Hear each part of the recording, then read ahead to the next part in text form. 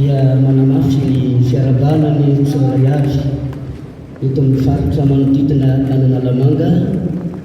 Tonga sondray amin'izao fiakarana voalohan'ny volana izao, raha tonga eto ianao araka ny voalaza dia mitondra mody ny fahasoavan'Andriamanitra miaraka aminao.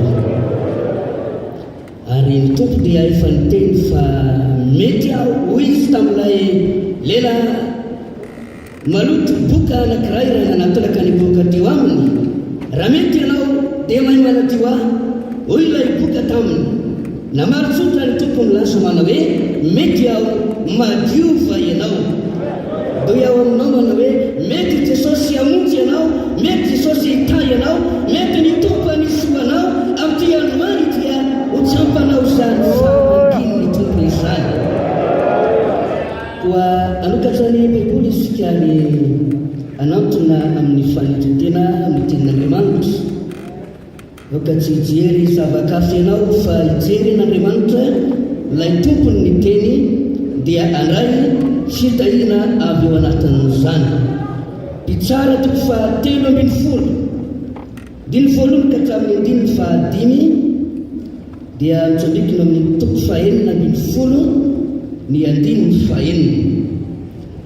Asan'ny apôstôly toko voalohany 14 ka hatramin'ny 9. Farany Apokalipsy toko fahatelo 10 ka hatramin'ny 1. Ireo ny vakina amin'ny anaran'i Jesosy.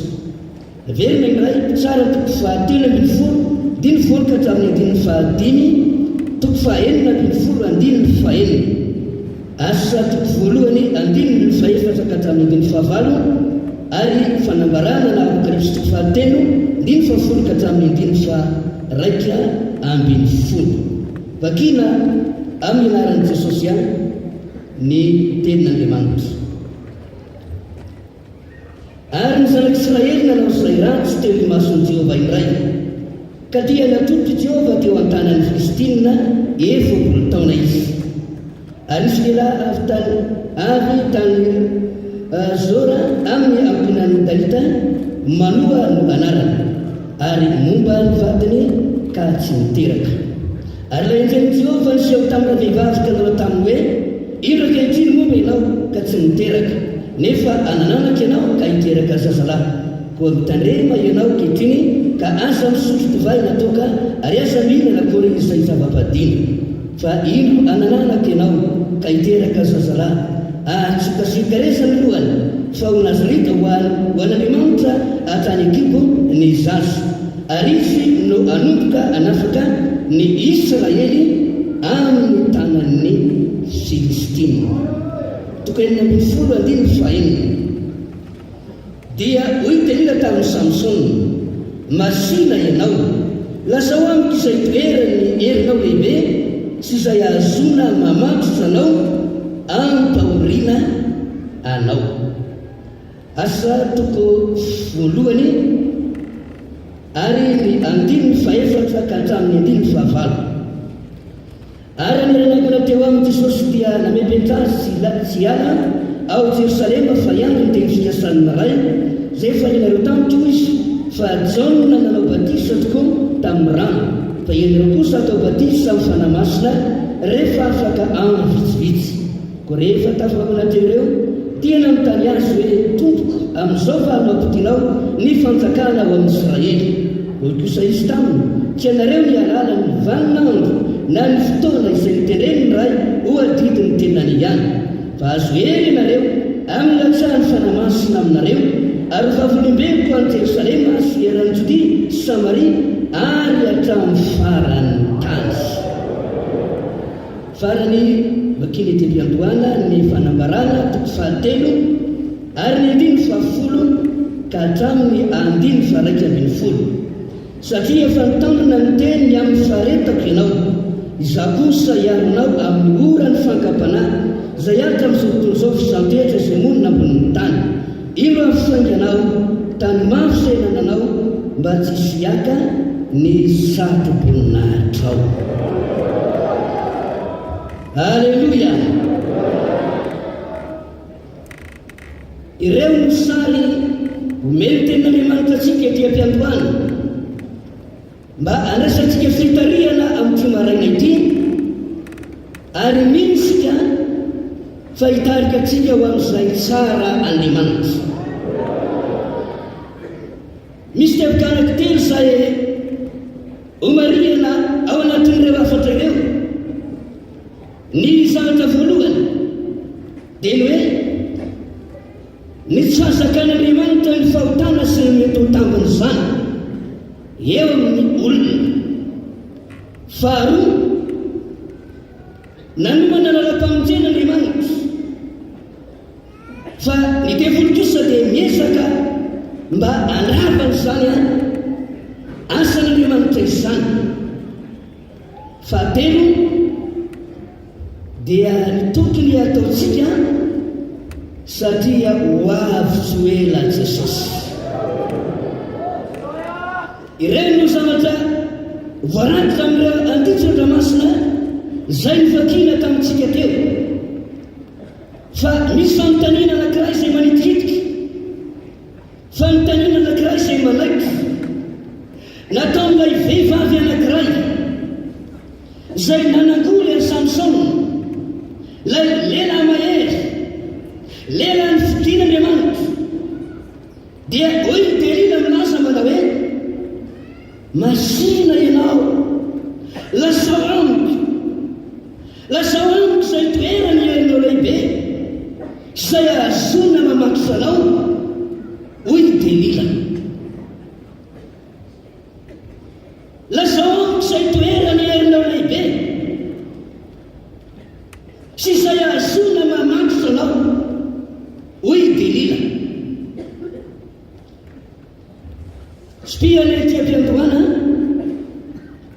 fa fantatry ny devoly mazava tsara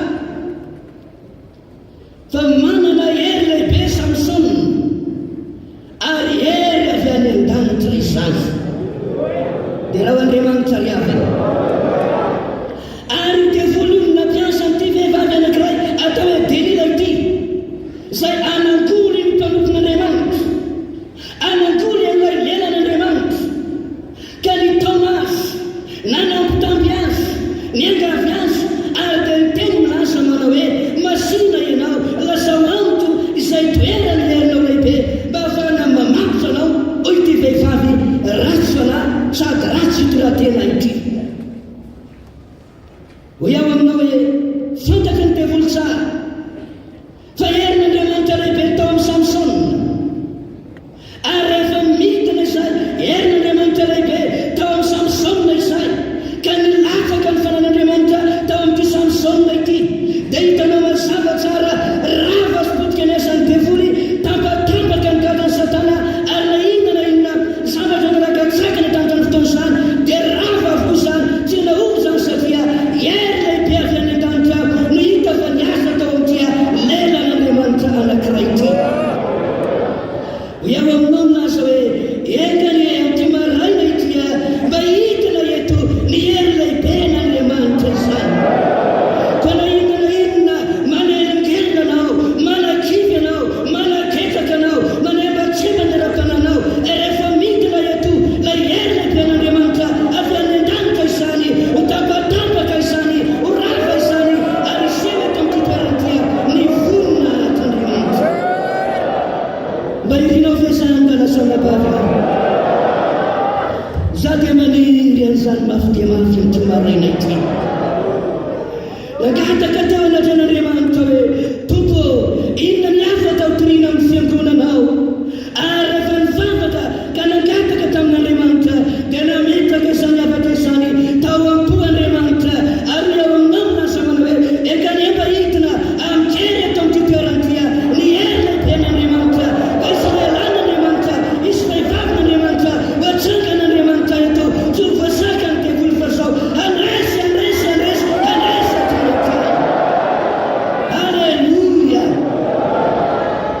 melohan'izany rehefa dia raisy ny fampianarana avy amin'ny tenin'Andriamanitra zavatra voalohany izay ho jerentsika dia hoe tsy zakan'Andriamanitra ny fahotana ary misy tambiny izany eo amin'ny fiainan'ny olona izay miaina ao anatin'izany fahotana izany ao amin'ny mpitsara toko fahatelo ambin'ny folo averina fakiana iray lay andininy voalohany dia izao ny voasoratra eo amin'izay andiny izay manao hoe ary ny zanak'Israely nanao izay ratsy teo imason'i Jehovah indray ka dia natolotry Jehovah teo an-tanin'ny Filistina 40 taona izy mazava izay voalaza ny tenin'Andriamanitra ny zanak'Israely nanao izay ratsy teo imason'i Jehovah ary dia natolotry Jehovah mibabo teo am-pelantanan'ny Filistina izy maritra 40 taona araka ny voalaza ny tenin'Andriamanitra teo nanao izay ratsy nanota niala amin'Andriamanitra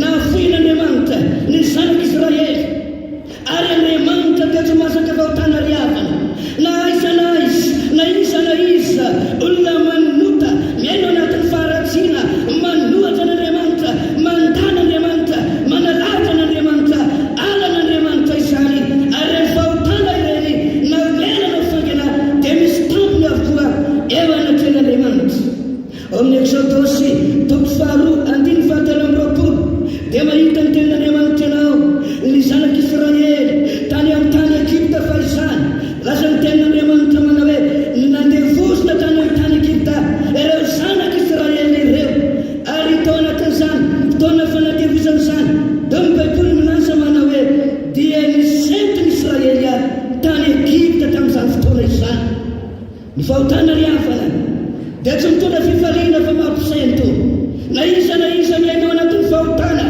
fisentona ny tambiny izany fahoriana ny tambiny izany ary loza ny tambiny izany eo amin'ny fiainan'ny zanak'olombelona ao amin'ny mpitsara toko 5 ary ny andininy 5 dia manamafina ny tenin'Andriamanitra fa ho ny voalaza manao hoe nahantra indrindra ny Israely satria nampahoriny ny Midianita ny Israely tamin'izany izany. Natolotra fitaona indray tepelatanany Midianita ireo zanak'Israely, satria ny fahotana mantsy dia tsy mba mitondra soa fa mitondra olana, mitondra korotana, mitondra fanimbana eo fiainan'ny olona, eo amin'ny tokantrano. Ary na aiza misy olona manota dia zao misy taminy hatrany izany. Fitaona indray natolotra Andriamanitra tepelatanany Midianita ny zanak'Israely, ka raha andeha karakara fiveloman'izy ireo dia tonga ny Midianita ka nampahory azy. Ary raha andeha hivezivaly izy ireo dia tonga ny Midianita ary namely azy, nandringana ny fananany. Dia ny tenin'Andriamanitra mana hoe tena antra indrindra ny Israely. Raha mbola marinitsika anatin'ny Baiboly, eto amin'ny titoko fahatelo ambin'ny folo ity, ny andiny voalohany, dia araka ny voalaza natolotra efapolo taona teo am-pelatanan'ny Filistina ny zanak'Israely. Ary dia voalaza ny tenin'Andriamanitra fa zao nandevosina, nampahoriana, nitondra faisana, nitondra takaiza teo amin'ny fiainany izany fanandevozana mandritran'ny efapolo taona izany. Misy tampiny fahotana riavana noho izany e.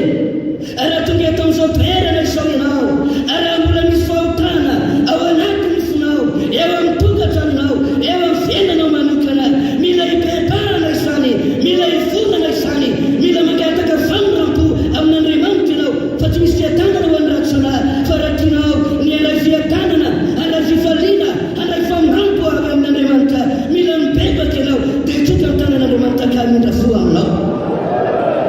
Dia raha ho amafimafy Andriamanitra reo ao amin'ny Luka toko fahatelo ambin'ny folo andiny fahaefatra ambin'ny folo dia miresaka indray ny tampiny fahotana, ilay zanaka Adala, ilay zanaka Anania, niaina tsara tao anatin'ny trano iray izy, tsy mba natsiary noana fa nifaly, nanakohanina, nanakitafy zazalahy. Fa tamin'ny fotoana nafotany ny tokantrano iray dia lasa tany velany izy, lasa niaina tany anatin'ny fivelomany ratsy, niaina tao anatin'ny fahotana, niaina tao anatin'ny faharatsiana. Fantatra ao anatin'ny Baiboly izany fa ny tenin'Andriamanitra hoe tena antra indrindra ity zazalahy ity ary niakina tamin'ny tokotany anankiray ka tonga mpiandriky soa noho ny hafa ratsy. Tsy moramora ny manota riavana, zava-doza niteraky ny fahotana, na iza manota misy tambana izany, miafara ny fahatrana izany, miafara ny fisetona izany, miafara ny fahafatezana izany. Noho izany raha tonga eto amin'ity toerana ity ianao, mbola velona trampamonjeny ianao, mibebara mbola nananoty ianao, ary efa mibebaka ianao ka mangataka ny famorampon'Andriamanitra ampiny rano Jesosy anadio anao riavana. Afaka mbola mamela ny eriky ny mpanotany rano Jesosy. Roa arivo taona lasa mahery zany efa nirotsaka tao Kalvari,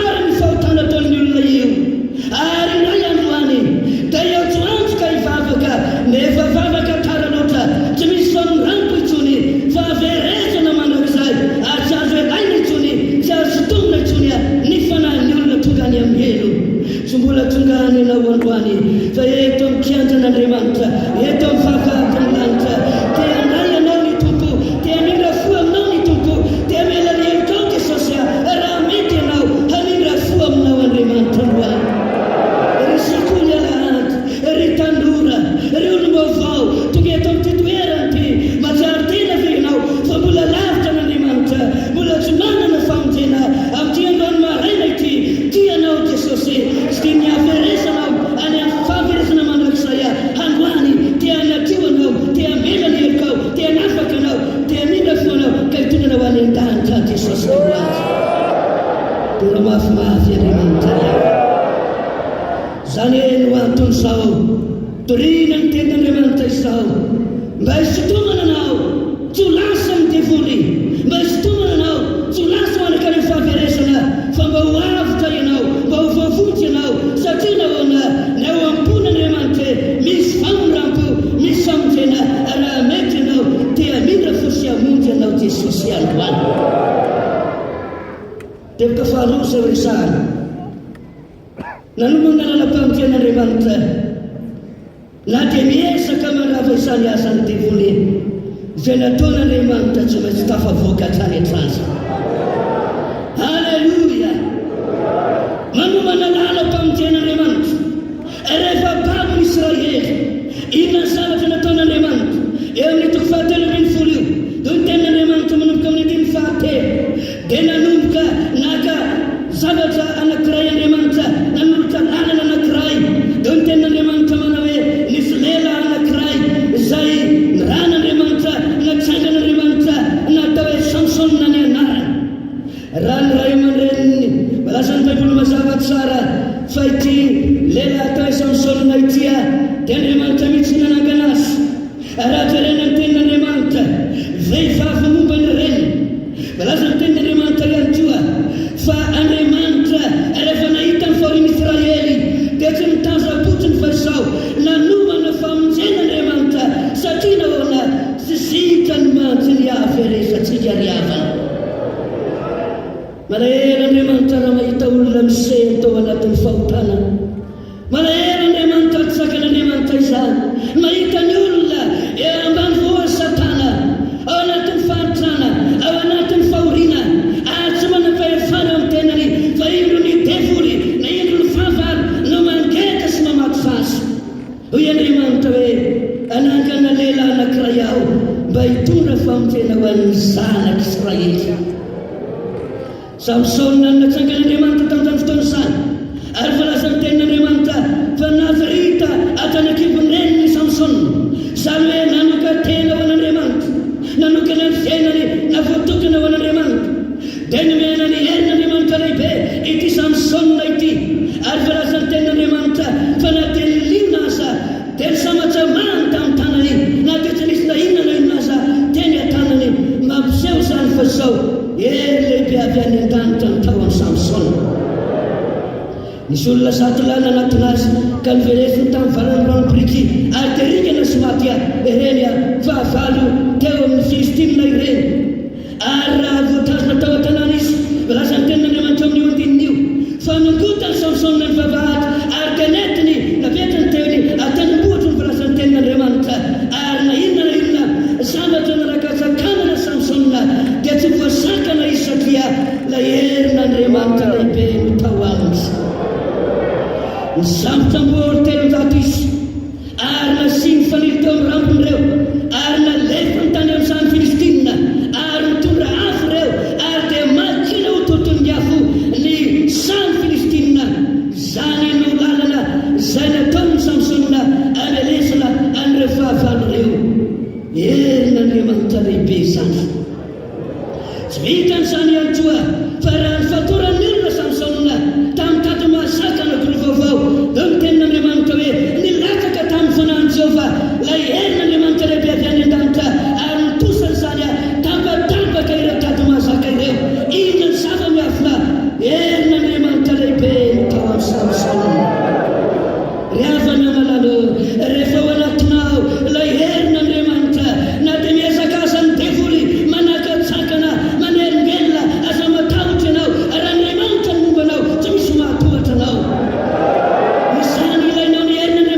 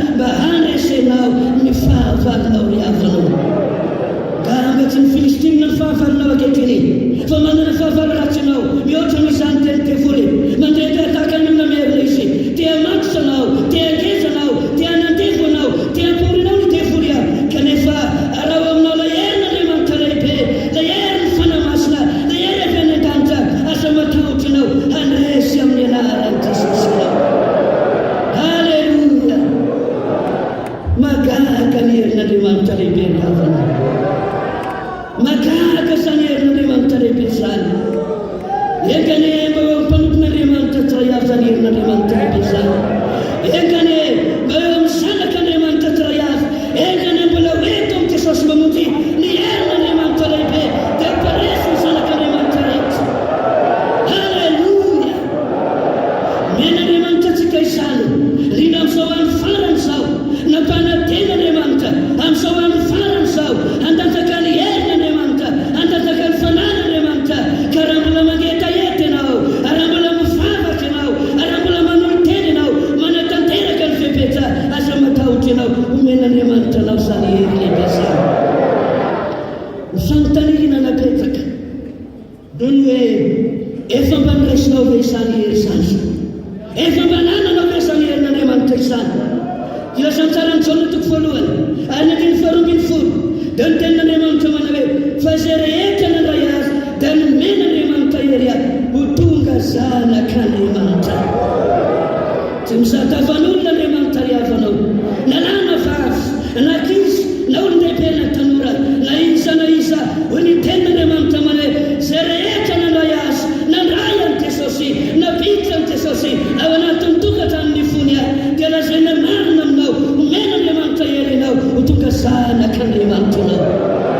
Ho gaga ny mpiara-mianatra aminao, ho gaga ny mpiara-miasa aminao, ho gaga ny mpiara-penina aminao, fa ianao mba olona miara-talana aminy ihany, olona ray asa aminy ihany, olona iray sekoly aminy ihany, fa mahagaga tonga manesy ao tany ianao, tonga manesy ny devoly ianao, tonga olona miavaka ianao, satria nao ana ilay hery lehibe avy any an-danitra tonga ao anatinao ry havana malala.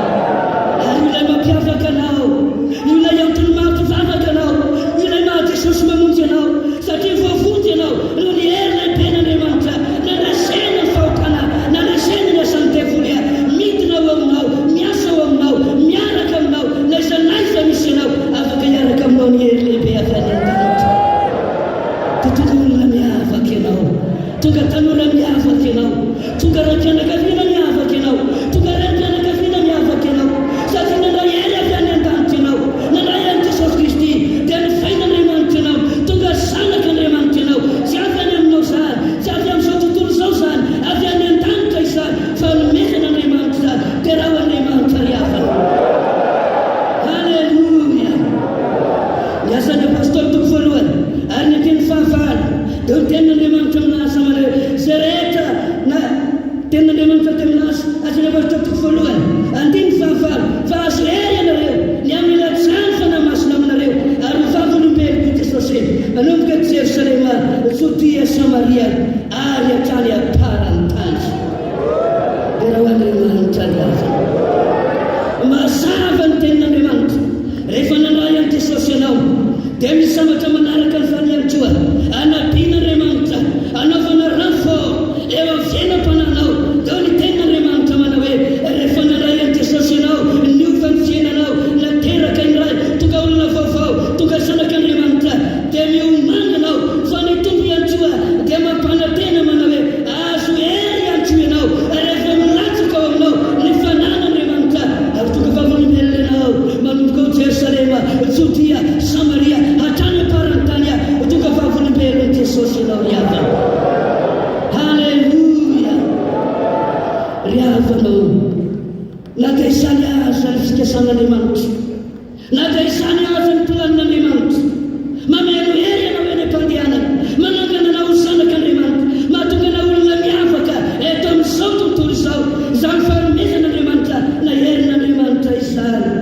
Dia mety izy lana ny fizao-toetra ny an-dalana eny izy ho iato amin'asa manao hoe manokatra lalam-pamonjen'Andriamanitra eo amin'ny fiainanao, fa ny devoly iantsoa dia miezaka manemba-tsemana, ny devoly iantsoa miezaka manelingelina, miezaka manakatsakana, kanefa manome toky ianao ao, aza matahotra ianao, maherina miaraka aminao. Halleluia! Maherina miaraka aminao, ary lay miaraka aminao dia mbola vonona ampandresana ao an-tanitany. Tsy lavina fa mety misy ny lalany fizao-toetra, mety misy ny sakasakana ataon'ny devoly. Zareo ny fiainan'i Samson nanana ny hery lehibe n'Andriamanitra, nabizina tamin'ny fomba miavaka, fa tazany devoly.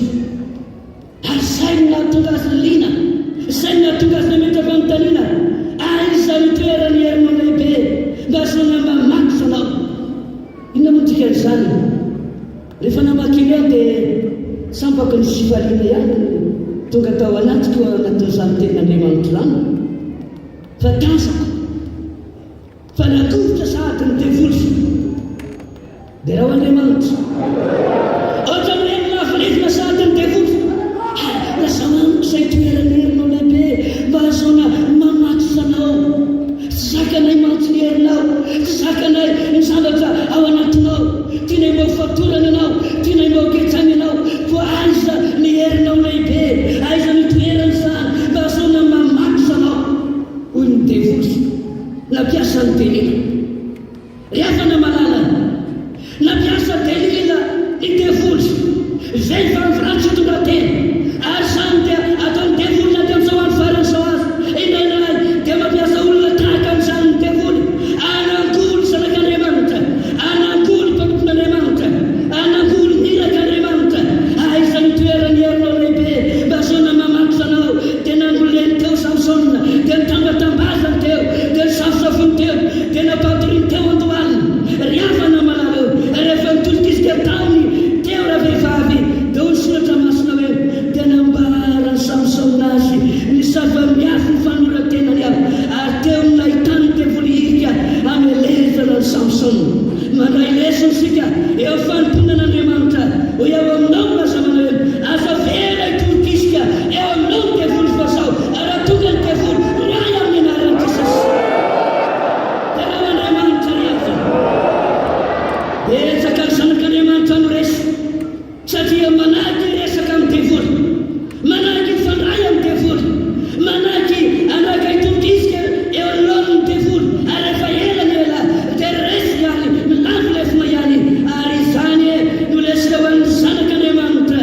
ho an'ny mpanompon'Andriamanitra rehetra izay manahiky aty amin'izao any faran'izao aza manahiky ny resaka amin'ny devoly na andany fotoana amin'ny devoly fa raha mana-potoana ihany ianao mandany fotoana miresaka amin'Andriamanitra mandany fotoana mivavaka ny lazana-bavy mandany fotoana ho atombotra ny tompo ianao dia andresy ianao ka ny atahezaka aza ny devoly tsy ahita hirika satria ianao efa feno hery ianao efa nomena ny hery avy any ambony ianao efa nomena Andriamanitra ny hery lehibe tsy anakery tsy anapahefana aminao ny fahafarinao fa andresy amin'ny anaran'i Jesosy ianao satria nomonana tamin'ny Samsona rehefa nitolokisika tamin'ny raha vehivavy ny soratra masony nanafosafo azy teo nanambitamby azy teo nanao teny malefaka taminy teo dia nanomboka ny lavolefina ny lehilahy dia nanomboka nanambara ny sekret ny fanorantenany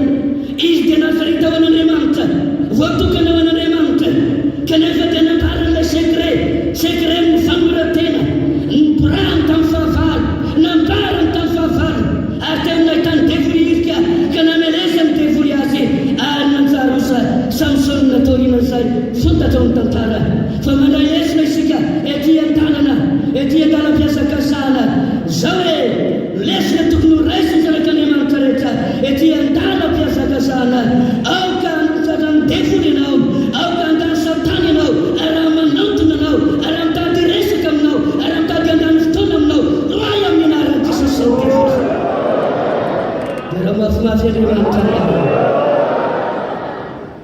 ao ny andiny faharomboroapolo ny andiny fahatelopolo dia ny tenin'Andriamanitra eo amin'ny toko fahaenina ambin'ny folo amin'ny mpitsara manao hoe dia nanomboka naniry ny raya lay volo ny Samsona ary voalaza ny tenin'Andriamanitra eo amin'ny andiny fahatelopolo dia nangataka n'Andriamanitra izy hoe amin'ity ndray maka ity Andriamanitra dia ampio aho mba azoko mamaly ny fahavaloko arak'ilay niantsoana ho ahy arak'ilay nananganana ho ahy ary ny asany Samsona mafy dia nanomboka tamin'izay fotoana izay dia nirotana ny trano ary ny tenin'Andriamanitra hoe izay ny vonoiny Samsona tamin'ny fotoana nahafatesany dia zao be lavitra noho ny tamin'ny fotoana nahavelomany dia raha Andriamanitra riava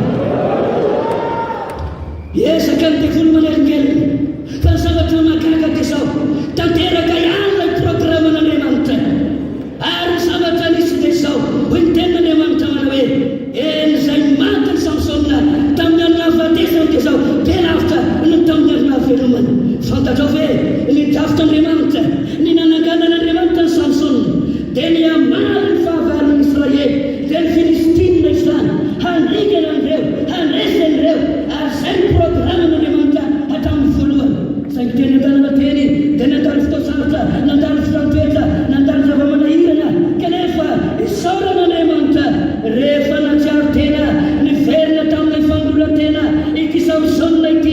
naniry ny volony, verina tamin'ilay fanokana-tena, verina tamin'ilay fanamasinatena, verina tamin'ilay niantsona Andriamanitra azy tamin'ny voalohany. Nitina ny ray Andriamanitra, nanampy ny ray Andriamanitra, nampandresy azy ny ray Andriamanitra. Etria-tana antsika rahalasana bavy, betsaka ny lasonahady atrea zanak'Andriamanitra, izay dia mahita eo amin'ny fitondrana ny asan'Andriamanitra. Be dia be ny zanak'Andriamanitra manafika lasonahady, be dia be ny mandalo fisantoetra, ao ny mitaraina, ao ny mitalonjika, ao ny mitomany asa ilairay.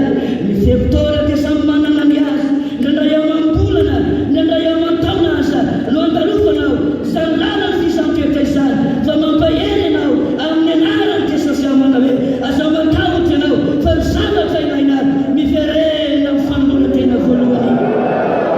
Ny fanoloran-tena voalohany no takiana Andriamanitra tamin'ny Samsona, nasarita ao an'Andriamanitra, voatokana ao an'Andriamanitra, araha miaina amin'izany, araha mivelona amin'izany, araha mampaniry an'izany ray, araha manangana an'izany ray aho, ka lazaina aminao hiaraka aminao Andriamanitra, hitina ray Andriamanitra, azonao atao ray ny mandray lehibe akaina amin'Andriamanitra. Halleluja! Olona ianao hiverina fitiavana voalohany, olona ianao tsy mieritreanao an'ny devoly, fa hitsanganao mpanompon'Andriamanitra, hitsanganao zanak'Andriamanitra, ho tonga hitondra ny faneva ny filasan-tsara, ho fiasana eo am-pelam-tanan'Andriamanitra. Raha izany no ampon'ny zanak'Andriamanitra tray avy, angamba mety efa lavo ianao, angamba mety efa nofatora ny devoly, angamba efa mety nolalavo ny devoly ka natao mikilalao tahaka ny Samsona lasa. Zao hoe miverena amin'ny fanoloran-tena voalohany, raha miverina amin'ny fanoloran-tena voalohany ianao, raha miverina amin'ny fanamasinatena ianao, raha miverina amin'ny fanajena marina ny tenan'Andriamanitra ianao, dia milaza marimarina aminao aho, ampidina ny herina Andriamanitra, ampidina ny fananay Andriamanitra, hitsangana ilay ianao, velona ilay ianao, ary fotoana lehibe eo am-pelan-tanan'Andriamanitra. Halleluja! Vita ihany ny misiona mpanaovina ny Samsona. Aza matavy tokoa ianao fa vita ny misiona mpanaovina Andriamanitra. Halleluja! Ary mbola tapa-kevitra ianao androany fa hiverina indray amin'ny fanoloran-tena voalohany. Vitanao io mission io, tsy ianao miady fa Andriamanitra miady ho anao, tsy ianao mandeha, Andriamanitra eroa lalana anao, ary ohatanao fanasina izay omena Andriamanitra anao. Halleluja! Genesis 3:1-4 ka hatramin'ny 5. Ary ny 5:1-10. Eo ny 1 malaza ny tenan'Andriamanitra, menarana dia fehetsiny ny biby rehetra, ary ny menarana dia nalay ny devoly, nanosongay ny devoly tao anatin'ny biby maro mba ampiasaina, satria fehetsiny ny biby rehetra izy, hoy soratra masina. Ary io no nampiasay ny devoly mba ahazoana manamboly aliefa araka ny falazany tenin'Andriamanitra. Andriamanitra nametaka nanokatra lanina vaovao, lanina lehibe teo venaka an'olombelona, napetraka tao amin'ny sahetena ireo, ary tokatra ny sambatra, tokatra ny mahafinaritra, ary tsy nisy zava-mahory tao amin'ilay sahetena. Nampalahelo fa tonga tao koa Satana, nandrava ilay foto-drasan'Andriamanitra, ilay foto-drafitrasan'Andriamanitra tsara tao amin'ilay sahetena. Tonga tao koa Satana, nanelongelona, nanembakembana, nanamboly, ary tiany avetseny devoly. Ilay biby tena fetsy indrindra, io no nalainy, io no nofidiny, io no natsangany, dia nanokabavy, dia namikanteny. Raha mihina ilay ty voankazo ity ianao, hitovy amin'Andriamanitra ianao, ahiratra ny masonao, alala tsara sy ny ratsy ianao. Talohan'izany dia tsara ihany ny fantatra ny olombelona, fa tsy nahalala ny ratsy izy.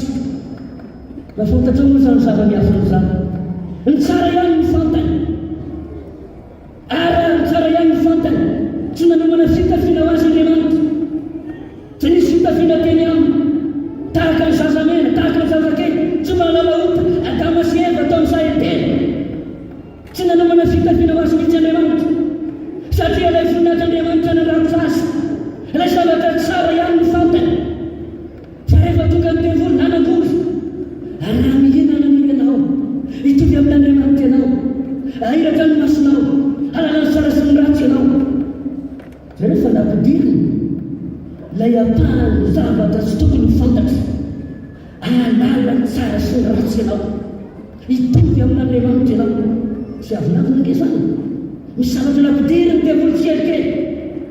Raha nafanabafy matetika ny devoly arahan'iny olona anankiray tsy amiatrany dia mivatavaty amoleny ilay olona anankiray, alefa ny fahalemena madinidinika, alefa ny zavatra tsy dia manahoana, alefa ny zavatra tsy tandremana-kely, alefa ny zavatra madinidinika ireny. Ary efa mitombo zany miamafonfon'ny olona, ohatrany tsy miraika intsony, ohatrany tsy taitra intsony. Ary rehefa ela dia mahavita vahotrana lehibe dia mitombo zany. Zany angenina Samsona ilay lehilahy fengerina Andriamanitra nanomboka nandeha tamin'ny taona kelikely, nantanga madinidinika, tonga tia vehivavy zanga, tia ny Delila indray sy ny sisa rehetra. Rehefa ela dia izao tafiditra tanteraka. Ry havana manalo, raha tonga eto amin'ny toerana toy ianao, aoka ny fitiavan'Andriamanitra, aoka ny herin'Andriamanitra, aoka ny fanan'Andriamanitra hamelo tanteraka ny fonao. Raha mafimafy Andriamanitra havana. Aza mamela zavatra madinidinika notoriana teto amin'ny toerana ity, lay amboa aolo madinika manimba ny tany maloboka. Ireny zavatra madinidinika izay everiny zanak'Andriamanitra fa tsy dia mampanilina ireny. Rehefa tambatry ny devoly, rehefa tambatra ny devoly, tsy amin'ny fandinihan-tena, tsy amin'ny fanoran-tena, dia mitambatra zany, tonga mahafo ny olona anankiray, mahavita zavatra mampitosa. Ary ny farany dia zao afaty ny devoly amin'izay tsy afa-miala itsony ary dia misaina amin'izay. Androany tiantsika Andriamanitra ny hafa, tiantsika Andriamanitra. N'Andriamanitra ho latsaka ao anatin'ny fanika ianao, tian'Andriamanitra ho tonga ho fahatsiarovan-tena, tonga anao fiasana mahery eo ampian'ny tanan'Andriamanitra mba hiaraka aminao hatrany ilay herin'Andriamanitra lehibe, ka tsy hanam-pahefana aminao ny devoly satria novidiny tombo tamin'ny rano ianao, azy ianao, zanany ianao. Ary ny farany dia izao tiany andova ilay fiainana manatry any zany nahatonga ny Eva ho lafo tao amin'ilay saedena, ka nihinana n'ilay hazo fahadarana ny tsara sy ny ratsy. Ka rehefa nihinana n'izany dia nihiraka tokoa ny masony, ary nanomboka tao dia fantany ny ratsy ary fantany fanitanjaka izy, dia natsary natambatra sy menatra, dia nanomboka nitsoaka nandositra tany anaty ala. Ary nanomboka teo dia nisy elanelana tamin'Andriamanitra, ilay Andriamanitra namangy azy matetika, ilay Andriamanitra nanatrika azy matetika, dia tsy tsampany fa natsary nandosirana izany ataorinany izay. Dia nanomboka tonga teo amin'ny ilay bosina, nanomboka tonga teo amin'ny ilay famaizana, nanomboka tonga teo amin'ny ny fampahotana ry havana. Dia hiteny aminao aho, hoy ny tenin'Andriamanitra hoe miadia ny ady tsara ny finoana, hazony ny fiainana mandrakizay ho amin'izany miantsonanao ry havana malala. Ka mbola hiady ny ady tsara ny finoana ianao, ry zanak'Andriamanitra, mbola mahatsiaro miady ve ianao amin'izao any farany izao? Mbola tsampanao ve ilay fahavalo ratsy ny fanahinao? Mbola tsampanao ve fa miady amin'ny devoly ianao, miady amin'ny fakapanahy ianao, mampiasa ny fitaovam-piadiana ianao izay omena Andriamanitra anao? Efesiana 4:5-10 hatramin'ny 5:20 raiso avokoa dia fidina Andriamanitra rehetra mba hahafahatra ianareo rehefa miaraka aminao ilay fitaovam-piadiana. Mahafahatra ianao raha lasana vavy eo, mahafahatra ianao fa teresina oviana na oviana. Paraiso ny fidin'Andriamanitra ampiasao zany. Mbola tsampanao ve fa zanak'Andriamanitra miady ianao, miady amin'ny fakapanahy, miady amin'ny devoly, miady amin'ny anian'izao tontolo izao. Ary mbola tsampanao zany ka mbola miandany amin'ny tompo ianao, aza matahotra ianao, ampandresy ianao hatramin'ny farany Andriamanitra. Petera voalohany toko 5:9-9 hatramin'ny 10-7 resan'ny tenin'Andriamanitra milaza manao hoe maolona tena miambena devoly fahavalonareo mandehandeha tahaka ny mamery ary mitady zao ara-panisy. Mila miamina ny zanak'Andriamanitra, mila maolo tena ny zanak'Andriamanitra. Betsaka ny zanak'Andriamanitra tsy maolo tena intsony amin'izao any farany izao, laza mitototoa makany amin'izao tontolo izao, manahaka amin'izao tontolo izao, amin'ny fomba fiainana, amin'ny fomba fitafy, amin'ny fomba fiteny, amin'ny fomba fanao. Ry havana manalo, mahazanak'Andriamanitra anao maolona tena. Andriamanitra raha anaraka an'izao ianao, anaraka an'izao ianao, anaraka an'izao ianao, tsy araka izany hokivy ianao, horeraka ianao fa izao izy mila maholo tena ny zanak'Andriamanitra, maholoana tena ny fivavahana, maholoana tena ny famponan'Andriamanitra, maholoana tena amin'ny zavatra kasitrahan'Andriamanitra. Ataovy ampy ianao fa zanak'Andriamanitra ianao, na dia tsy manana fananan'izao tontolo izao aza, manana ny ampy ianao. Indray aman'ireny hoe tapitava mirina ao amin'ny Jesosy aho. Aza koa mba manana izany fahatsapahany izany ankehitriny. Ampy ahy rehefa tena tonga ao amin'ny Jesosy aho. Raha tia nomena ny zaona izao aho ty anjarany izany, fa tsy ativata ny zaona izao aho, fa ny zavatra fantatra dia izao. Ampy ahy rehefa kasitran'Andriamanitra ny fiainako. Ampy ahy rehefa miara mandeha amin'ny tompo aho. Ampy ahy rehefa Andriamanitra no miaraka aminao. Tsy avela ny orery ianao, tsy angasiasy ianao, tsy afabaraka ianao, fa ny heriny dia izao miaraka aminao hatrany hatrany. Na dia tsy misy mampahery azy ianao ao anatin'ny tokantranonao, aza matahotra ianao, fa namasina mampahery ianao, ny herin'Andriamanitra mampahery ianao, hipitaka haleluia ianao, satria nahoana miara mandeha aminao hatrany hatrany Andriamanitra. Haleluia! Izany angeny mahasarobiky ny fananantsika amin'ny Jesosy ry havanao. Izany no mahatonga aminazy zamana hoe aza ataoko totoana atrambina ny fananana ao an'i Jesosy ao anatin'ny fonao. Fa ianao mihitsy no hiteny tahaka ny Petera milaza zamana hoe ho any amin'iza indray amin'izay ianao manana ny teny fiainana mandrakizay, ary izahay dia mino sady manana antoka fa sao ianao ny Kristy zanak'Andriamanitra velona. Mba manana antoka ve ianao fa olom-bavonjy, mba manana antoka ve ianao fa aminao ny fanamasina, mba manana antoka ve ianao fa miaraka aminao ny tompo. Ianao mihitsy ny tokony anana izany fahatsapahany izany, ary rehefa nananao izany aho za matahotra ianao, tsy olona mahanty ianao, tsy olona mahanty ianao, olona sambatra ianao, zanak'Andriamanitra ianao. Haleluia!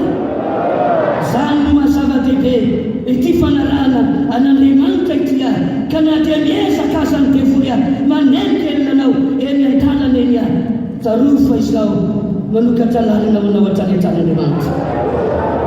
Ary zareo ankehitriny fahadimy folo na dia tonga aza miosina vary ny fahotana, dia ny tenin'Andriamanitra manao hoe mitaranakao ry menarana devoly dia norotorono mialatongotra ny tana behivavy, fa ny tarana behivavy kosa dia ny tenin'Andriamanitra manao hoe anorotoro ny lohanao. Dia raha mafimafy Andriamanitra raha marary tongotra ianao mbola afaka mitondra beky, fa raha ny lohanao mitorotoro sarotra izany. Fa izao no mariny tenin'Andriamanitra milaza manao hoe ny tarana behivavy dia anorotoro ny lohany menarana. Dia raha Andriamanitra ny havana mohatra efa mampitsidika hatrany ve Andriamanitra hatrany ambokiny Genesisy fa ny tarana behivavy dia manana teny fikasàn'Andriamanitra fa anorotoro ny lohany menarana. Ka ninona paikadiny Satana, ninona paikadiny devoly ny tarana behivavy izay mino ny Jesosy Kristy, mampiasa ny anaran'i Jesosy Kristy dia afaka anorotoro ny lohany menarana. Hitako tsara mba nitongotra ao Satana, tsy ho resana fa andresy amin'ny anaran'i Jesosy. Ny tarana behivavy ilay anaran'i Jesosy dia mbola azo ampiasaina hatramin'izany andro izany, hatramin'ny fotoana mifandimby manaraka ny hoany, ary amin'inao ilay anara mahery Jesosy. Dia ny tenin'Andriamanitra manao hoe na inona ataonareo na amin'ny teny na amin'ny asa ataovy amin'ny anaran'i Jesosy izany, dia resy amin'ny anaran'i Jesosy ianao. Miezaka ny devoly tsongotia, miezaka ny devoly hanao zavatra maro samihafa, hanambolenanao, isamborananao, handriananao, hanaovana zavatra maro samihafa eny amin'ny fiainanao. Eny mety ho tafotoana ianao, eny mety ho latsaka anatin'ny fandoka ianao, fa androany dia mampahery ianao amin'ny anaran'i Jesosy aho. Miverena ny fandokanan-tena, miverena ny fandoran-tena voalohany. Raiso ilay famonjen'Andriamanitra lehibe, zanak'Andriamanitra ianao, tiany andresy ianao, tiany ahery ianao, ary rehefa miankina aminy ianao hanorotoro ny lohany menarana ianao. Haleluia! Tanteraka ihany ny planin'Andriamanitra. Na dia lesaka nanimba asany devoly asany amin'ny sahetena, mbola misy zanak'Andriamanitra mijoro eto amin'ny tontolo fiangonana itony. Zanak'Andriamanitra mampiasa ny anaran'i Jesosy, ka tsy ho resina ho fihinana vola ireny.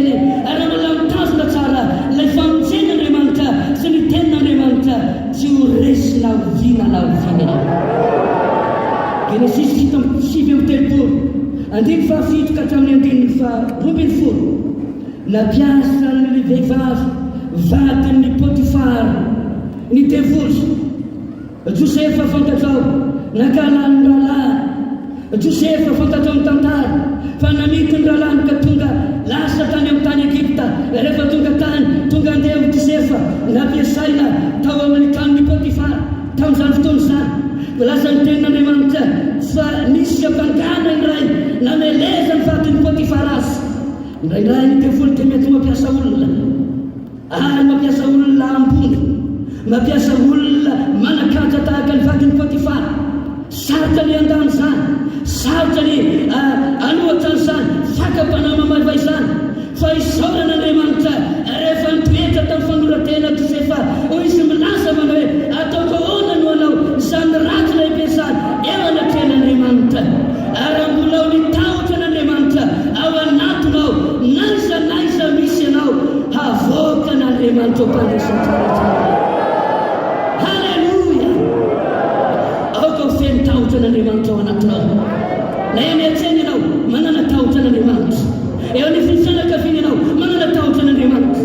Naiza misy ianao ary mbola miaraka aminao ny tahotra n'Andriamanitra, iato anao Andriamanitra, ary Andriamanitra mihitsy no anome fandraisanao anao hiavana malala. Raha mba ho saintsaina izany tenin'Andriamanitra any dia ngamba izy ady hevitra be mihitsy. Indro Josefa mpanompokely ao anatin'ny tokantranon'ny Potifara, indro ilay vehivavy manakaja tonga manatona azy miresaka aminy, manana fahefana aminy, io no mamelona azy, io no mitairy azy ao anatin'ilay tokantrano. Fa jereo ngesany saranga izany ary eritrereto hoe anahoana ny fiatrehany Josefa fa io vehivavy izay manana fahefana eo fiainany manontolo io ka afaka manana fahefana hamono azy na hamelona azy io no tonga eo aminy ka misarika azy ho amin'ny fitondratena maloto, ho amin'ny fitondratena tsy araka n'Andriamanitra. Nijoro anefa ilay tanora sasarahaka ny teny milaza manao hoe ataoko ahoana ny ianao izany ratsy lehibe izany eo anatrehan'Andriamanitra. Matahotra n'Andriamanitra aho, menatra n'Andriamanitra aho, tsy hanota aho, tsy hanao ratsy aho, atahotra n'Andriamanitra aho. Dia nilozany teo ny akanjony nitsoka nandosy izy niary ny fanahany satria nahoana zava-dehibe loatra ny fanompony n'Andriamanitra aho. Mety ampiasa olona ny devoly eo ny fiainanao, anengelenananao, ampahorinanao, anembatsimbanana ny lalany fanomponao an'Andriamanitra. Fa izao ihany rehefa manosy ianao, rehefa manolo teny ianao, aza matahotra ianao fa izao iato anao Andriamanitra.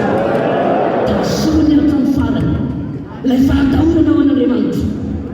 Tasony ato amin'ny farany ilay fanoratena masina izay niantsoan'Andriamanitra anao ry Jesosy mamonjy. Fa raha mbola mitazona izany ianao, aza matahotra ianao hoe hampandresy ianao hatrany an-tranon'Andriamanitra.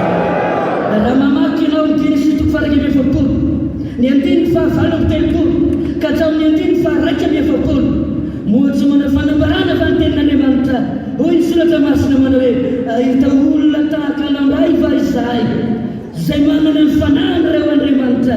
Noho izany dia napetaky ilay mpanjaka na ilay Farao tena miseta fiandrianany Josefa ka tonga olona manakaja tany amin'ny tany Egypta.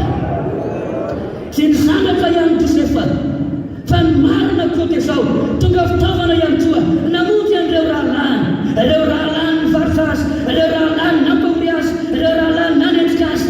Dia io Josefa io ilay nankaraisy Namibia, io no natsangan'Andriamanitra mba hitondra famonjena ho azy, mba hitondra famelomana ho azy.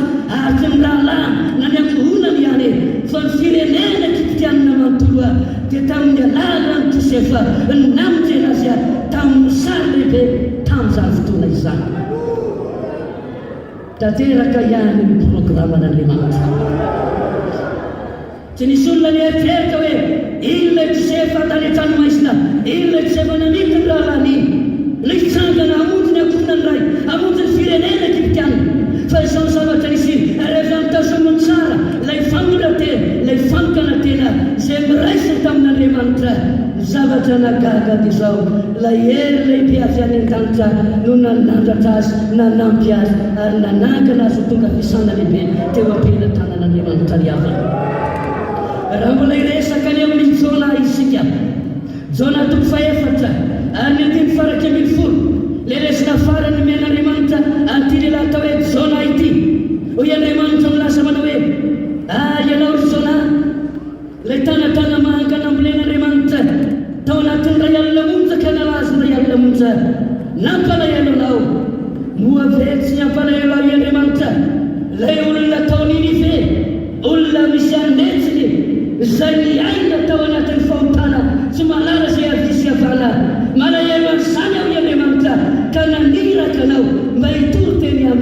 hamonjena azy satria nyplanin'Andriamanitra hamonjy ny fanahy zanak'olombelona. Dia mafimafy Andriamanitra riavana. Ny raha namatsy Jona mba natanteraka fitohina ny filazantana ny tenin'Andriamanitra. Mandeha any ianao tory ny tenitra Ninive, ody voalasa ny tenin'Andriamanitra. Dia voalasa ny tondramasina hoe teniodina Jona, aniodina teo anatrehan'i Jehovah ka lasa nitody-toa nandeha hoany Tarsisy. Teny an-dalana teny nisy rivo mahery, ny Sedray, teny an-dalana teny ny zava-manahirana, teny an-dalana teny lava ny tantara, fa voalatsaka ny anatin'ny ranomasina lalina Jona, voatelina tany an-kiboliasan'ny rano. Ary rehefa voatelina tao an-kiboliasan'ny rano, tsy afa manao faitsony Jona, dia vao tonga sainan'ny lehilahy. Indran'Andriamanitra misy programan'Andriamanitra ny amiko, misy planin'Andriamanitra ny amiko. Andeha ho an'ny Ninive, andeha hitory ny tenin'Andriamanitra. Dia vao natsiaro tena ny lehilahy ka nivavaka, dia nivavaka tao an-kiboliasan'ny rano, dia nivavaka indray nangataka ny famorampon'Andriamanitra. Naiza naiza iantsona n'Andriamanitra, tsy java-Andriamanitra, mahita Andriamanitra, mandeha Andriamanitra, mamalivavaka Andriamanitra riavana. Dia mafimafy Andriamanitra. Ianao izay mahatsiaro kivikivy, ianao izay mahatsiaro reratreraka, ianao izay mahatsiaro namiry ny direksion'Andriamanitra, angamba iantoa mety ny ran'Andriamanitra inao mba hitondra ny tenin'Andriamanitra, mba hitondra ny afatr'Andriamanitra, mba andeha hitondra vavolombelona, mba andeha hitondra ny afatr'Andriamanitra any amin'izay tarihan'Andriamanitra. Nefa navilinao ny direksion'Andriamanitra, nefa nolavinao ny sodafon'Andriamanitra, nolavinao ny fiotson'Andriamanitra. Tahaka ny Jona, inona ny zavatra mitrandraka teny an-tanana teny, sendra rivo mahery ary tafalatsaka tany amin'ny lalina indrindra. Soa ihany fa misy Andriamanitra manara-maso ao an-danitra ao. Manara-maso ny fiainanao Andriamanitra, manara-maso ny fiainantsika Andriamanitra. Ary raha mety ianao, raha mahatsiaro teny ianao, hiverina amin'Andriamanitra tahaka ny Jona. Andriamanitra dia mahita, Andriamanitra dia mandray. Fa rehefa mivavaka ian'ilay io, nandray Andriamanitra, nibaiky ny asan-danoray Andriamanitra, tonga somba tsara tany Ninive ihany. Jona. Ity ny lesona eny an-dalana eny. Ny fakapanatsy ilay mandeha ilay indroana intelo. Eny an-dalana eny dia mila mitandrina tsara ny zanak'Andriamanitra. Rehefa tonga tany Jona, tonga somba tsara teny amorobasy Ninive, nanomboka nitory ny tenin'Andriamanitra, nanomboka nanambara ny afatr'Andriamanitra, lalaka tenona dia mitorina ny tenin'Andriamanitra. Fa inona zavatra nitranga ho ianao? Bevaka ny olona, natsiaro tena ny olona, nisy fipoazam-panahy. Rehefa manaiky ianao, manome fipoazam-panahy amin'Andriamanitra. Atao miamiany izany no lasa nambara. Rehefa manaiky ny fitarian'Andriamanitra ianao, rehefa mankatony planin'Andriamanitra, rehefa manaiky ny fahatsorana ny baikin'Andriamanitra ianao, manome fipoazam-panahy ho anao Andriamanitra, mamaly ny vavaka ao Andriamanitra, tsy mamelanao hitsanga melatra Andriamanitra riavanao. Fa indraindray eny an-dalana eny, inona amin'ny zavatra nitranga teny an-dalana ho ianao? Rehefa nibebaka niponina tany Ninive, rehefa misy fipoazam-panahy, tonga tao anatin'ny fony Jona indray, ilay karazam-pialonana. Atina zaka izany Jona, tezitra tamin'Andriamanitra, niaty amin'Andriamanitra indray, nitonga amin'Andriamanitra indray, nanome tsimoka ny monomonina tamin'Andriamanitra indray. Ahoana tsy nalikanao Ninive, nahoana no velominao izy. Maninona no mbola velona indray izy fa tsy tanteranao tamin'ny teny. Tezitra Jona, hoy Andriamanitra mety aminao hoe zafady izay zao, mety amiko zao, manam-pahafaty, hoy Jona. Indray misy toriteny indray mahazo sakafo, mahazo hevitra hafa amin'ny fomba fijery manokana, amin'ny zavatra ivelany. Mety ho diso ny fiterinao, fa Andriamanitra nanitsy amin'ny Jona, tsy mety fa fomba hosenanao saoly Jona. Rehefa nibebaka izy ireo, rehefa niverina tamiko izy ireo, namindra foa satria ray ny famoram-pomatsy Andriamanitra niaina. Dia niraisin'Andriamanitra ny lesina tamin'ilay tany Tanamanga. Ry Jona, tsy ianao no namboly an'ilay tany Tanamanga, fa tao anatin'ilay andro monja nanao fahagagan'Andriamanitra, namelona an'ilay tany Tanamanga, nahazo alokaloka ianao, velom-belona ianao, tsy ianao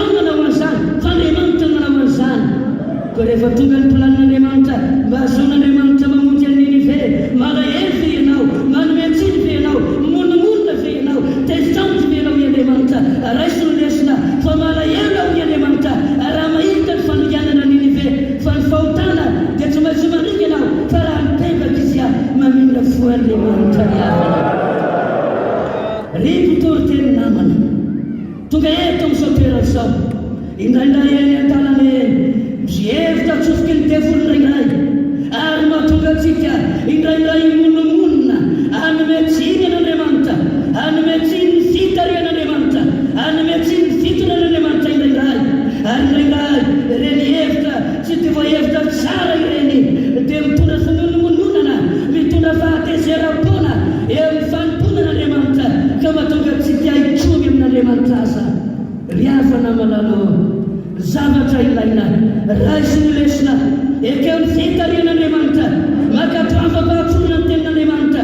Misy zavatra indraindray mety mbola ho takatra ao androany, fa raha manaraka ny fitarian'Andriamanitra ianao, ho aiza vai ny tompo aoriana izany, ho aiza vai ny tompo aminao izany aoriana kely. Mety mbola tsy takatra ao izany, mety mbola tsy takatra ny fieritreretanao, na tsy tratry ny finoanao izany, fa aoriana izany raha mimy ianao, raha tsotra ianao, raha makatoy ianao, ho aiza vai ny tompo aminao izany aoriana. Taizabeana ilay filazana, misy filazana ny any amin'ny Facebook fa matono ny présidentareo. Malay moa tsika tsy afa-mihetsika intsony. Dia zao hoe devoly no manely an'izany, fa mitombo tsara ny fahasalamany amin'izao fotoana izao.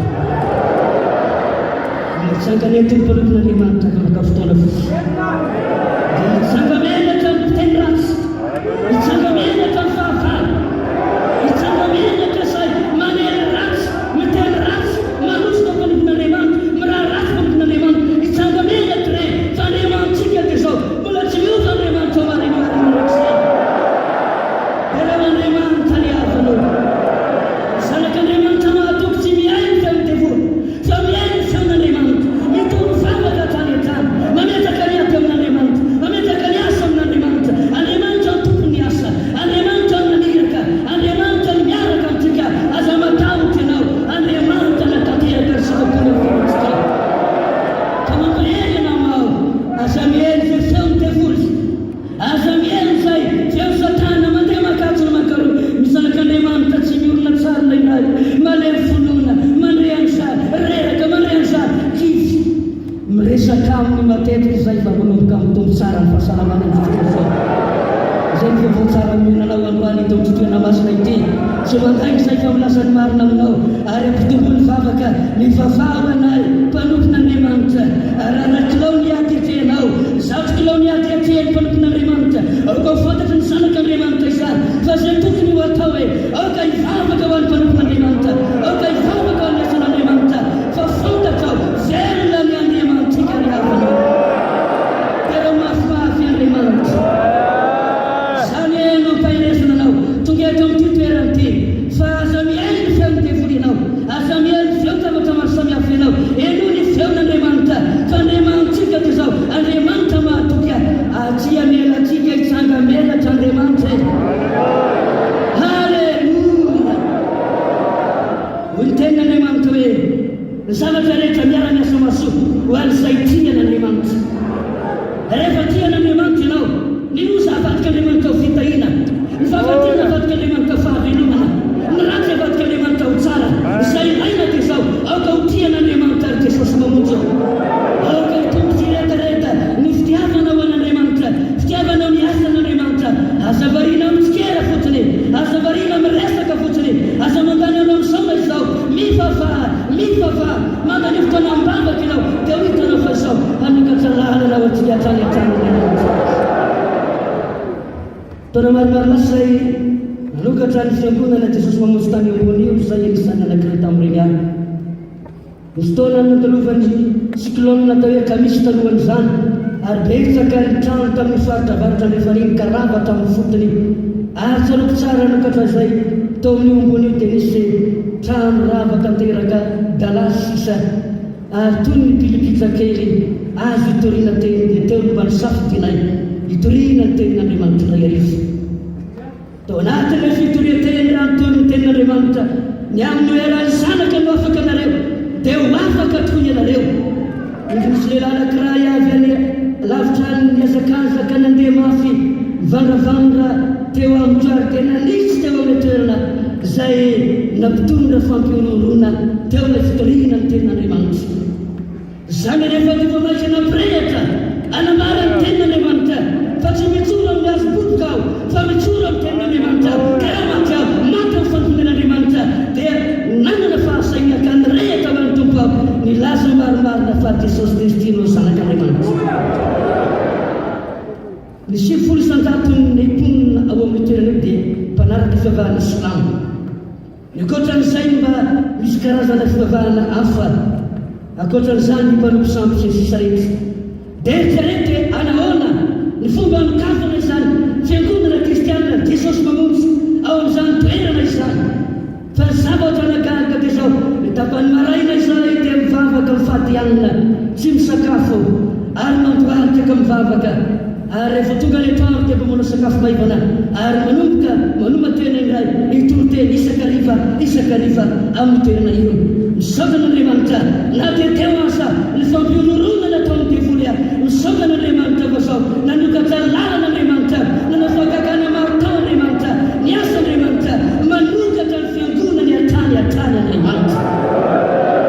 Raha Andriamanitra ny asa tsy misy mahasaka ny asa n'Andriamanitra riava misy tanteraka ny planin'Andriamanitra eo amin'ny fiangonan'Andriamanitra fa ny zavatra ilainao na teo asa ny fanelin-kelenana maro samihafa ataony devoly asa matahotra ianao atao fiasa antoka vazao tafaraka amin'Andriamanitra hatrany miara-miasa maso ny zavatra rehetra raha tena tiany tompo ianao raha tena tian'Andriamanitra ianao Andriamanitra hiady ho anao Andriamanitra matika ny rato tsara atonga ny zanak'Andriamanitra hompandresy hatramin'ny farany.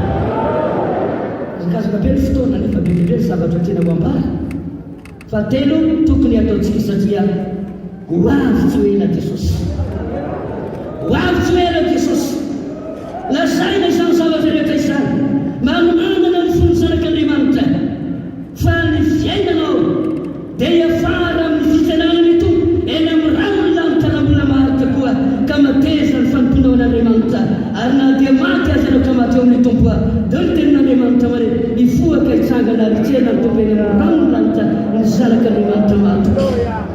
Tegnteny aminao milaza mana hoe mila toem-panahy mahatoky ny fiangonana mila toem-panahy mahatoky Andriamanitra inona ny tokony atao satria hoavy ela maty ny tompo hoavy ela Jesosy ry havanao.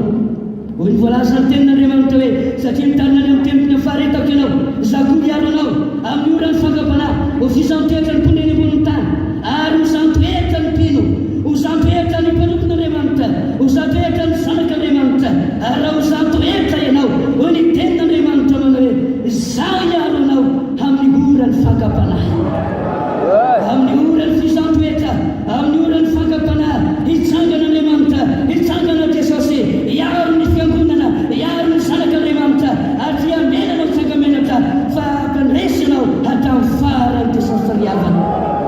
Ka inona tokony atao Matteo 24:24 hoy ny tenin'Andriamanitra manao hoe ary toriana ity filazantsara fanjakana ity vaovavolombelona firehetra izay vao tonga ny farany tsy maintsy toriana ny filazantsara ry zanak'Andriamanitra ry fiangonan'Andriamanitra baikin'Andriamanitra izany mba hisy vavolombelona ny firenena rehetra tsy maintsy toriana ny filazantsara. Marika 9:5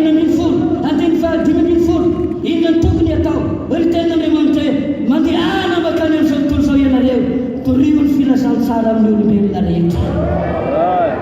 Raha izy izany afatra Andriamanitra izany mila toriana ny filazantsara zavatra misy dia zao filazantsara hafahafa amin'ireny olona maro eto amin'izao tontolo izao filazantsara tsy mitondra ho any amin'ny fanafahana filazantsara tsy mitondra ho any amin'ny famotena tanteraka filazantsara tsy mitondra ho any amin'ny tena famotena ny fanahy fampanantenana zavatra ranofo fampanantenana zavatra ivelany ary zany no matery ny olona amin'izao any faran'izao dia miasakazaka mitototo makany ny olona ry Jesosy mamonjy eo filazantsara ilàn'Andriamanitra toriana lara-pahamena dia zao mila famonjena ny olona hoavy tsy ela matsy Jesosy riavana.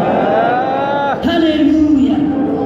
Zany filazantsara andrasan'Andriamanitra amin'ny Jesosy mamonjy hamonjena fanan'olona maro atonga ny olona vita fihavanana amin'Andriamanitra tsy hoe mipoaka fitahina fotsiny tsy hoe fitahina ranofo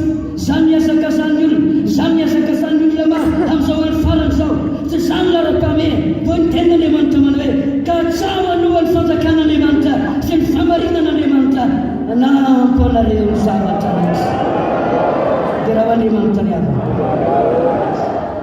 Zaho dia tsy mba niazakazaka tamin'izao izao. Dia efa nijoro fampinamelona matetika hoe ny fiainako teo fanompoako an'Andriamanitra dia départ à zéro. Départ à zéro. Fa ny zavatra nagaga Andriamanitra nahita ny tao anatin'ny foko. Andriamanitra niaraka tamiko. Teny an-dalana tena nandray zavatra maro, nandany zavatra maro, ary nisetraina tamin'ny zavatra maro.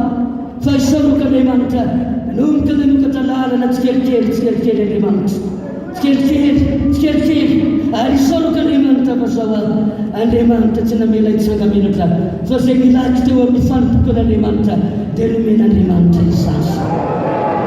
Dia raha Andriamanitra ny avana. Dia tena aminao aho, torio ny filasan-tsara, inona no mameno ny fonao, ry mpitoroteny, ry zanak'Andriamanitra, ry olona nanaina tsy n'Andriamanitra, amin'ny fikonana Jesosy mamonjy, inona no mavesatra ao amponao, inona no mavesatra ao anatinao, fa mitena fanan'olona ve, raha izany no mavesatra ao anatinao, dia milaza marina aminao aho, fa ny tanan'Andriamanitra dia apetrany aminao, hanokatra lalàn'Andriamanitra, ary ny mpitoroteny rehetra manana an'izany vesatra zany, hiazakazaka zao asan'Andriamanitra zao, hitatra vagana tangana Jesosy mamonjy. Hitavy amen zany. Zany ny famarinana ato anatin'ity baiboly ity. Rehefa hitan'Andriamanitra izany, ho tanteran'Andriamanitra eo amin'ny fiainanao izany, inona no tokony atao fa ho avy tsoera Jesosy ao mamy manjotoko fahafolantiny fahinambinifolo, ny tenin'Andriamanitra hoe maniraka anareo tahaka ny ondry eny afoan'ny amboaty aho, manana fahendrena tahaka ny menarana, moraha tahaka ny voromailala. Zany dia tenin'Andriamanitra anarahana antsika izany. Andriamanitra maniraka antsika eny afoan'ny amboaty tahaka ny zanak'ondry. Matoa maniraka anao eny afoan'ny amboaty Andriamanitra, manana ny hery lehibe mba hierovana anao Andriamanitra miavaka. Aza matahotra raha andeha hirahany ianao, nalavitra nakaky niady varitra tokony hiarasinao dia hoe oka hiaraka amiko ny tananao Andriamanitra.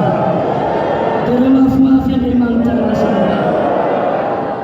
Tory filasan-tsara zay tamin'ny faritra atsimo eny eny. Manareo zay avy eny amin'ny faritra atsimo Ambosy tany Madiny. Any amin'ny trena tao ambany Soray dia misy tsena toka. Ary ny lehibe ny tsena dia tao Arabe fahiny. Ary nitono ny tenin'Andriamanitra tao zay. Ary efa tonga tao zay dia tonga Arabe fahiny lehibe ny tsena. Nanabataba sy ny teny ratsy ny niratsira tao imason'olona maro. Natao ilasy ny tenenina ratsy zay teo alohan'ny olona maro. Tsy nahoana izany fa rehefa tonga ny heriny, mivavaka zay namboalika teo anatrehany tompo zay, ary niverina ilay tamin'ny herinandro, ary nitory ny tenin'Andriamanitra iray. Nateteza azy Arabe fahiny lehibe ny tsena ka ny teny ratsy sy ny tabatambana nanokatra lalàn'Andriamanitra. Fa io Arabe fahiny io nanome toerana ny ray hitoriana ny tenin'Andriamanitra tamin'izany toerana izany, ary isona ny fiten'Andriamanitra tao. Dia raha Andriamanitra ihany mety hirahana amin'ny toerana tahaka an'izany ianao, ry ranabafy mpitoroteny, mety hirahana amin'ny toerana tahaka an'izany ianao, aza matahotra ianao, angatao ny tanan'Andriamanitra hiaraka aminao. Fa rehefa miaraka aminao ny tanan'Andriamanitra, na dia misaka anao Arabe fahiny, aza matahotra ianao, hanokatra lalana ho anao Jesosy. Halleluja. Dia efa eny ianareo ranabafy zany, eo fanompona Andriamanitra raha miantso anao, tsy disy fiantso Andriamanitra raha vonaka to hanaraka ny tenin'Andriamanitra ianao, fa manana fanetretena, manana finoana, manakeny tenin'Andriamanitra, arahany fitenen'Andriamanitra. Rehefa manaky ianao, manana fiarovana ilovana lavatra ny an-tran'Andriamanitra. Matotoko fahatimy teny fa telo ambin'ny folo ho an'ny zanak'Andriamanitra rehetra, ho ny tenin'Andriamanitra manahy ianareo ny fanasiny tany. Raha ny fanasina tonga matsatso, inona ny ray no azy grasy, inona ny tokony ataontsika ho avy Jesosy, ry Jesosy mamonjy, ianao ny fanasan'ny tany. Lany amin'ny toerana maro samihafany, ry Jesosy mamonjy ao, isika ny fanasan'ny tany. Misy fivavahana ny atsy aroa fa fivavahana mampietsika ny vatana, ka raha fivavahana andihizana ampietsehana lamosina, ampietsehana vatana no atao. Tsy misy hafany any amin'ny boîte de nuit, tsy misy hafany any amin'izao tontolo izao, tsy misy hafany any amin'izao tontolo izao, fa raha ny fitren'Andriamanitra ianao eto amin'ny fiangonana masin'Andriamanitra aoka ho masina ny fitondratena, aoka ho masina ny fiainana, aoka ianao no tonga fanasiny tany, ianao no tokony taonatra re mba ho tonga eto amin'ity toerana ity fa masina izao fiangonan'Andriamanitra izao. Dia raha ho Andriamanitra ry hafanao isika raha nampitory-teny mpitondra asan'Andriamanitra tsy hitarika ny fiangonana anaraka izao tontolo izao andindy hamaly zavatra maro samihafa ao amin'ny fampianarana izay efa ritariana antsika teto amin'ity toerana ity fa masina ity fiangonana ity ianareo ny fanasina ny tany. Sika mpitory-teny rahalahy malala, sika mpitory-teny nanabavy malalao fanasa ny tany, fanasa ity fiangonana ity natao tompo-marika hitarika ny olona ao amin'ny tena fotom-pampianarana marina hitondrana ny olona eo amin'ilay lalaka masinana fa ity fiangonana Jesosy mamonjy ity fiangonana miorina amin'ny fotom-pampianarana marina tsy mandindy na avy amin'ny zavatra ivelany fa mandeha miaka amin'ny fahamasinana amin'ny fahamarinana fitondratena madio, fitondratena masina ao amin'ny sitrapon'Andriamanitra dia ho tonga ny an-danitra ianao. Voalohany toko faefatra andiny fahenina ambin'ny folo tandremo ny tenanao, tandremo ny fotom-pampianaranao raha mitandrina izany ianao maritra n'izany hamonjy ny tenanao izay miaina anao ihany koa. Tsika ny fanasiny tany raha zanabavy andao tazomina izao faniliny Jesosy mamonjy izao aoka tsy avela faty izao faniliny men'Andriamanitra atsika izao aoka tsy ho mpanara-pomby ianao, aoka tsy ho mpanara-kefy ianao fa aoka ho tompony ianao, aoka ho tompon'antoka ianao, zasy ianao lay fanasiny tany, zasy ianao lay ny ran'Andriamanitra, zasy ianao lay ny fidin'Andriamanitra raha natsambany atsin'Andriamanitra ianao mandehana famasinana amin'ny fitondratena mahatoky tsy mila raha maso fa ny fanamasina manara-maso anao any amin'izay aleanao any amin'izay fampona ataonao dia akasitan'Andriamanitra ianao ary anangana ianao fitaovana sarobidy am-pelatany Andriamanitra. Inona ny tokony atao satria avy tsy ho ela Jesosy azo ny avazotao toko voalohany andiny fahavalo efa nambaratamintsika teo azo ery ianareo ny amin'ny ilatsany fanamasina aminareo ary tonga vavolombelika ianareo manomboka ho Jerosalema tsy ty Samaria hatrany aparany tany. Mila ny herin'Andriamanitra isika niavanao ny fampitanin'ny Galila milaza manao aiza no toerany herinao lehibe mba hahafahana mamaky sanao, mety mikaroka ny herinao lehibe ny devoly mba hahafahana mamaky sanao fa lasaky marina aminao Andriamanitra koa maniry mba nananao hery lehibe tsy hamatorana anao na mpahorinanao fa andehananao hatany aparany tany. Izany hery lehibe ilain'ny Jesosy mamonjy, izany hery lehibe izay ilaitsika eto amin'ity toerana ity, hery ny fanamasina, hery n'Andriamanitra, hery avy any ambony ahafahana mandeha amin'ny vavolombelona, mandeha miasa amin'Andriamanitra hanitatra ny ambaimbainy fanjakan'Andriamanitra. Dia ireo mafimafy Andriamanitra ny hafa, dia ireo mafimafy ny tompo, ireo mafimafy atao ny tompo mitsangana aketo songa tompoko mahazo toerana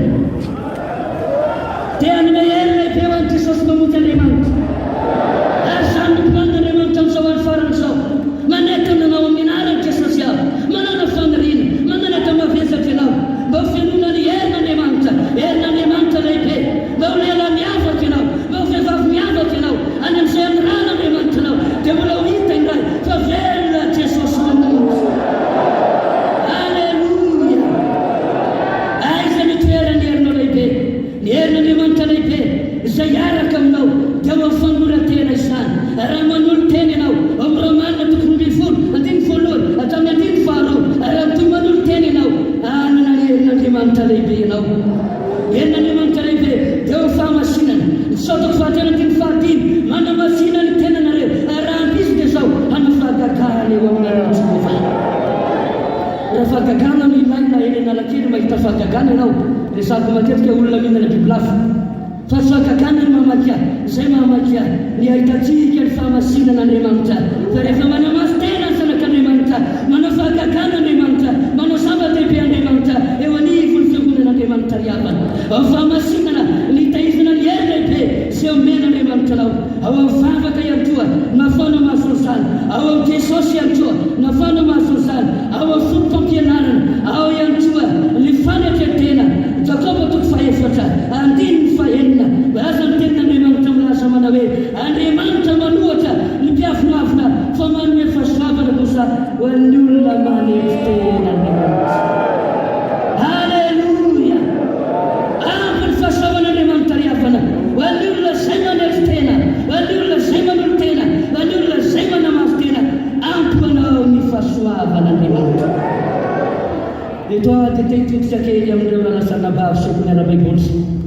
amin'izao fotoana izao ho avy ny fotoana hamoananareo eto amin'ny toerany ity tsy fanarananareo mba andeha amoa sy aharitra eo mivokatra amin'izay fihetson'Andriamanitra izay. Nandao ray aman-dreny ianareo no ny asan'Andriamanitra. Maro taminareo nafoy asa, nafoy fianarana, maro taminareo nafoy ny tanindrazana sy ny hafa maro samihafa, ary izany tena fonony amin'ny antson'Andriamanitra sy ny asan'Andriamanitra. Zavatra lehibe ataovy ambony ilay antson'Andriamanitra aminao, ataovy ambony ilay antson'Andriamanitra aminao. Andriamanitra afaka hanantatra anao, Andriamanitra afaka hanositra anao, Andriamanitra afaka hitay anao. Any amin'ny fiangonana-kafa dia nandray aho fa vidiana ny ositra. Misy ositra 25 000, misy ositra 75 000, misy ositra 250 000. Ary arakaraka ny vola aloha no hanomezana ny ositra. Hoy amin'ny lasa aminao manao hoe fitaky ny devolo zany. Fa ilay ositra izay tsy vidim-bola maimaim-poana ao amin'ny fanoratena, ositra avy any an-danitra izany. Tena ho Andriamanitra ry hava. Ilay ositra ny fanahy-masina izany no ilain'Andriamanitra hanosorana anao, andehananao eo amin'ny tanteranao ny fanompomen'Andriamanitra. Noho izany angatao ny ositran'Andriamanitra hiaraka aminao raha ihany atao totoerany toninareo.